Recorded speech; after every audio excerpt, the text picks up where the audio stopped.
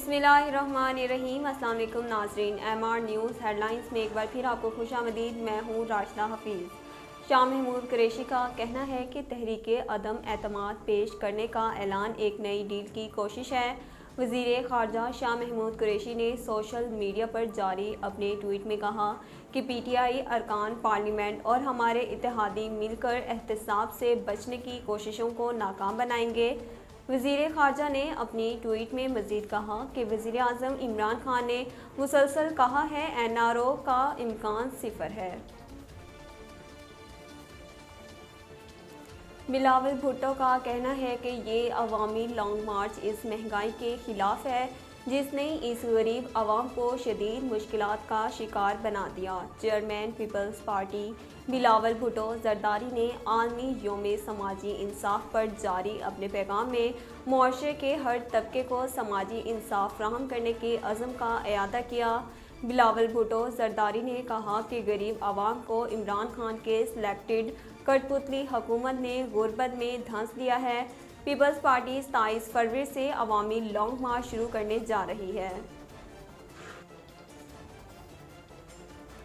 सदर मुमलिकत डॉक्टर आरिफ अलवी का कहना है कि TV पर हर वक्त मातम चलता रहता है कि ये हो गया वो हो गया, नौजवान इसे भूल जाएं।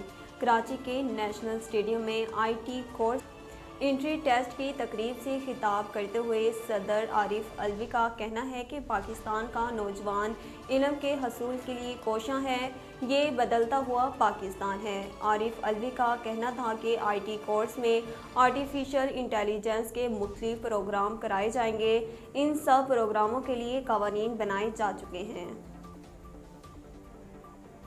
उनका कहना था कि पहले कहते थे कि पाकिस्तान में नौकरी नहीं मिल रही, हुकूमत ने गैर मुल्की सरमायाकारों के लिए रास्ते खोले हैं। चीन पाकिस्तानी IT इंडस्ट्री में सरमायाकारी करना चाहता है।